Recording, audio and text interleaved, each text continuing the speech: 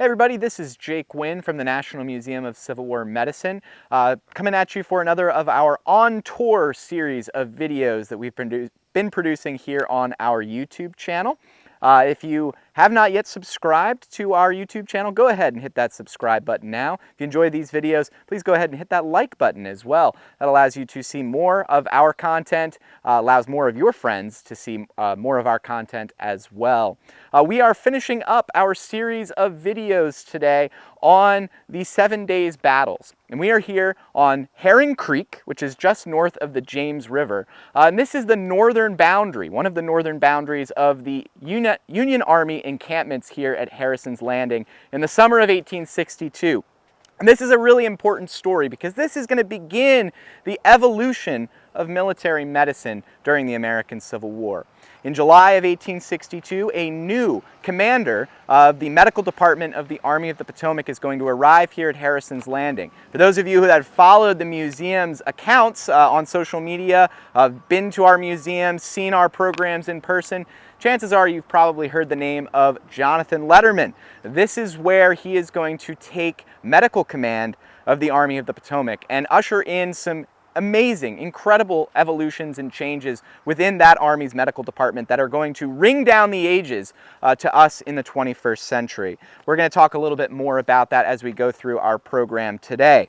But this site here, Herring Creek, which is located just behind me, as I mentioned before, is one of the northern boundaries of the U.S. Army encampments here at Harrison's Landing. Just to our south are located two plantations that are going to be occupied by the U.S. Army during the summer of 1862. That would be the Berkeley Plantation and the Westover Plantation. And those particular spots are important because the James River was deep enough for ships to arrive and come up here to this part of the James River, including gunboats, which are going to come and are at the end of the 7 days battles, are going to come and assist the Army of the Potomac under General George McClellan, provide more firepower and support, and prevent Confederates under Robert E. Lee and the Army of Northern Virginia to get at the Harrison's Landing position. It also is going to become the supply depot for the Army of the Potomac as well in the summer of 1862, and ultimately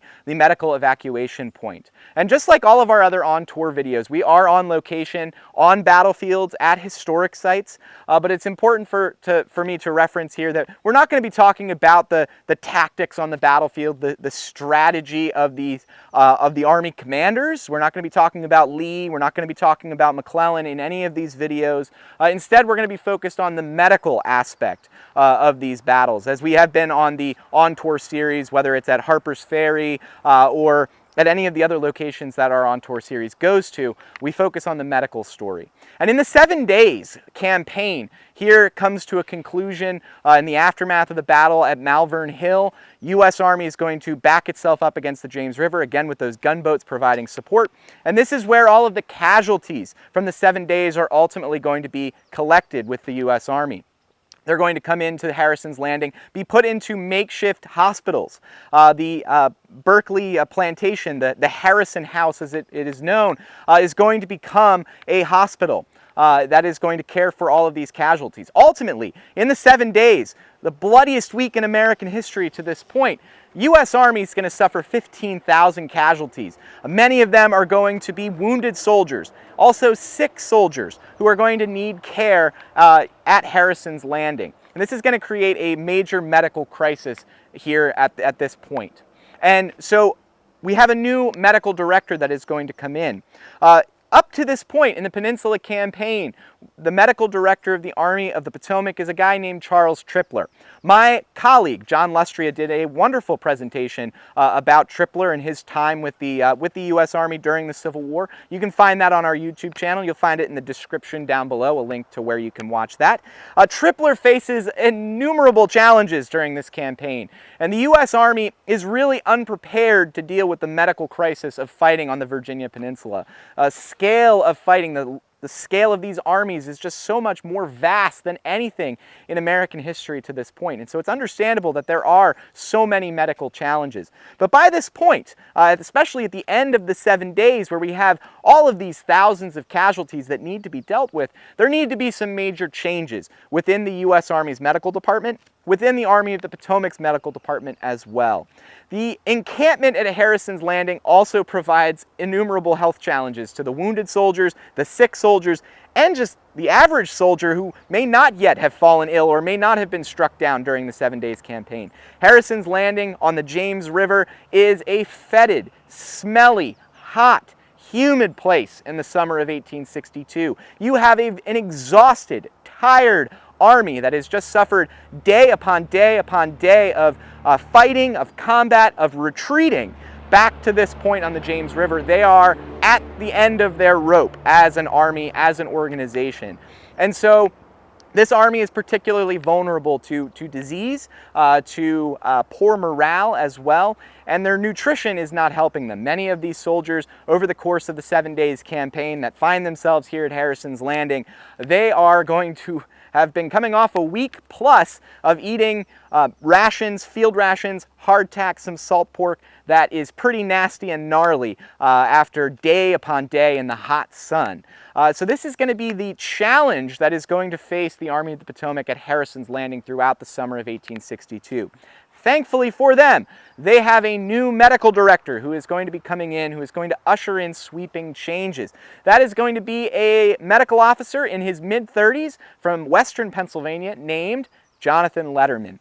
Major Jonathan Letterman is going to be appointed to the medical command of the Army of the Potomac at the beginning of July 1862, just as the 7 days is coming to an end. And as he arrives, he is going to note the pretty horrific conditions that wounded soldiers, sick soldiers are facing here at Harrison's Landing, and the risks of encamping an entire army of 100,000 plus men on this bend in the James River, in this low country, which had already in the spring of 1862 shown to have a high propensity to spread disease. After all, there is a disease known as Chickahominy fever that had been spreading in the Army of the Potomac throughout the spring of 1862 as they're campaigning down here. This is an area known to be rife with disease, and so this is one of the first things Letterman's going to note upon his arrival, as well as dealing with all of these battle casualties from the intense combat of the 7 days. He is going to write a memoir in 1865 and 1866, Letterman will, that describes a lot of the conditions he faced. And he looked back on his arrival here at Harrison's Landing in July of 1862, and he described in that memoir, Medical Recollections of the Army of the Potomac, the conditions that were being faced here by the Army of the Potomac. This is what he wrote. He said, quote, "The troops for several consecutive days and nights had been marching and fighting among the swamps and streams which, abounding in this part of Virginia, render it an almost Serbonian bog. The malaria arising from these hotbeds of disease began to manifest its baneful effects upon the health of the men when they reached Harrison's Landing." He continues, "The labors of the troops had been excessive, the excitement intense. They were obliged to subsist upon marching rations, and little time was afforded to prepare the meager allowance. They seldom slept, and even when that opportunity offered, it was to lie in the mud with the expectation of being called to arms at any moment." Again, Letterman is arriving in an army that is exhausted physically, mentally, emotionally by the experience of fighting in the 7 days battles. Letterman described the medical situation here. He says, quote, "The nature of the military operations unavoidably placed the medical department in a condition far from satisfactory. The supplies had been exhausted almost entirely, or had been, from necessity, been abandoned. The hospital tents had been almost universally left behind or destroyed. The ambulances were not in condition to render effective service, and circumstances required a much larger number of medical officers to perform the duties of that portion of the army. It was impossible to obtain proper reports of the number of sick in the army when it reached Harrison's Landing." One of the first things Letterman is going to do when he arrives here is thrash together a system to evacuate patients from Harrison's Landing by water. And this is going to be done in partnership between the U.S. Army, the U.S. Navy, as well as the United States Sanitary Commission, a civilian organization, a relief organization that is going to provide invaluable service to the United States Army in the spring and summer of 1862, because it is going to charter a makeshift hospital ships that are going to ply the waters of the James River, the Chesapeake Bay, the Potomac, moving patients from the James River, from the battlefields on the peninsula to Fortress Monroe at the end of the Virginia Peninsula, and then off to Washington, D.C. as to makeshift military hospitals there. Now, among the volunteers aboard those makeshift hospital ships was a nurse named Clarissa Jones. She was a native of southeastern Pennsylvania, of the Philadelphia area and the suburbs. She was a teacher by training. However, she, in the summer of 1862, is going to begin a campaign, a series of campaigns, as a volunteer nurse with the United States Army. And she is going to begin that campaign in the summer of 1862. She closes up her school in Germantown, Pennsylvania, and travels down to Virginia in July of 1862 to work aboard the Sanitary Commission ships that are plying the waters of the James. She served aboard the ship State of Maine, a steamer that is going to serve as a hospital ship during the summer of 1862. The reason I'm bringing up Clarissa Jones is because we have an amazing collection of letters and diaries from Clarissa Jones in the collections of the National Museum of Civil War Medicine. You can find blog posts about Jones in detail, written again by my great colleague John Lustria, on our website, civilwarmed.org. You can also find lots of content about Jones out there that John has written at various places on the internet. In the time aboard the State of Maine that summer, she is going to participate in numerous voyages that are going to carry ultimately about 3,000 wounded and sick U.S. soldiers away from Harrison's Landing, including some who had been previously held at prisons in Richmond, in Confederate prison camps. This is what she wrote of these voyages. She said, quote, "Each of the Union soldiers had some word of gratitude. Thank you, ma'am. God bless you, miss. Oh, that I were able to remain among the suffering always. I have shed more tears since they came aboard and yet felt happier than I've been in months." As she handed out food to the sufferers, the food that actually had been donated by many of her students before she left Pennsylvania to head towards the front lines, she said this. She says, quote, "The supply of wine and jelly contributed by my dear girls was found very acceptable, as were the pickles which I myself distributed among them. I saw men sit down and cry like children to find themselves once more under the protection of our flag and receiving the comfort they had so longed for." She was, Clarissa Jones, in the end of the summer of 1862, goes and volunteers in hospitals ashore at Alexandria, Virginia, where she will help to care for the wounded of the Second Bull Run campaign. She returns to battlefields in the summer of 1863 after her school term ended in 1863, ends up on the battlefields of Gettysburg. Again, if you want more information about Clarissa Jones, visit our website, civilwarmed.org. Now, once the immediate crisis in the immediate aftermath of the 7 days comes to an end, and Letterman continues on with this system of evacuation by water with the Sanitary Commission and Army vessels, he is going to begin thinking forward. He's not going to be, he's no longer reactionary. He is going to be thinking progressively. He's going to be thinking about how can he evolve and change medical care within the Army of the Potomac. And the attention of the country had finally come off of Harrison's Landing. Instead moves north to Virginia, more north into Virginia, with John Pope and the Army of Virginia, that is going to carry the attention away from Harrison's Landing. It's also going to carry the military attention away from this area. It's going to give Letterman time to implement some of his new ideas that he believes is going to revolutionize health in the Army of the Potomac. So with General McClellan's approval, who is, again, Letterman's boss as commander of the Army of the Potomac, Letterman's going to begin making wholesale changes to the way the Army operated in camp here at Harrison's Landing. From mandating the amount of time soldiers slept, to the contents of their meals, to the source of their water supply, to the location and construction of their latrines, Letterman made changes in the Army of the Potomac that made it one of the healthiest military organizations to fight in the Civil War. Hygiene and nutrition were critical, Letterman believed, to the health and ultimately the fighting strength of the Army of the Potomac. But he's also going to be thinking even forward. He's going to be thinking about battlefield medicine. He sees what happens here in the 7 days, and he wants to make changes to that. He wants to improve battlefield medicine within the Army of the Potomac.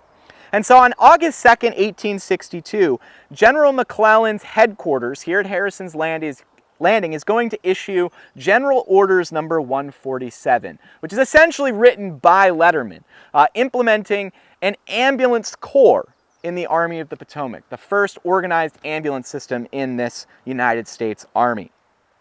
This is going to take ambulances away from the quartermaster department and put them under the command of medical officers in the medical department of the Army. The orders also instructed, and this is crucially important language that is going to be a true revolution in battlefield medicine in American history. The orders state, an officer in the ambulance corps will institute a drill in his corps, instructing his men in the most easy and expeditious method of putting men in and taking them out of the ambulances, taking men from the ground and placing and carrying them on stretchers, observing that the front man steps off with the left foot and the rear man with the right, etc. He will be especially careful that the ambulances and transport carts are at all times in order, provided with attendants, drivers, horses, etc., and the kegs rinsed and filled daily with fresh water, that he may be able to move at any moment.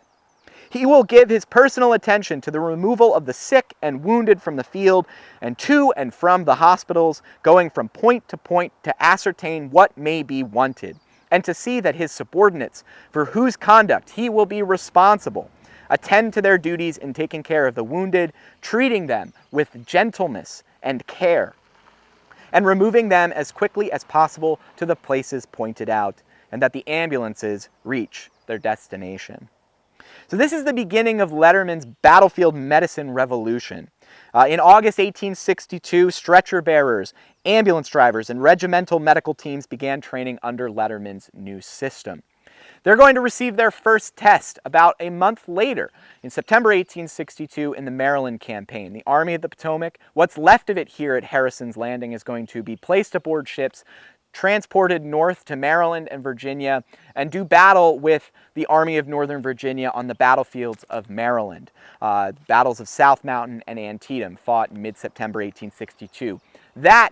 Those engagements are going to be the first true test of Letterman's system. And that system is going to evolve in the subsequent battles and engagements, being fine-tuned by Jonathan Letterman and his medical team, that is ultimately going to be implemented over the entirety of the United States Army in 1864.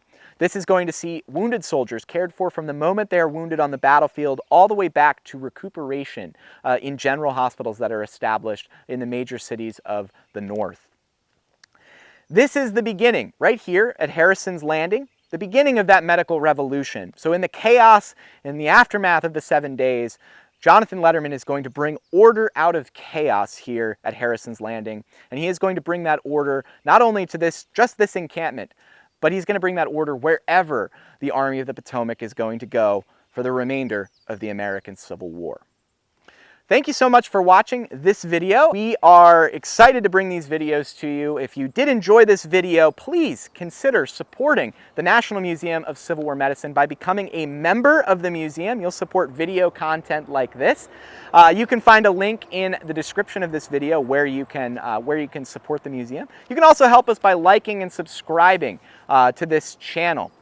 That will allow you to see more videos like this. This is part of a playlist, so you can find the playlist here in the On Tour section of our YouTube channel. You can see all of the videos in this series, as well as our other videos in the On Tour series. Thank you so much for watching today. I hope you enjoyed this video, and we'll see you next time.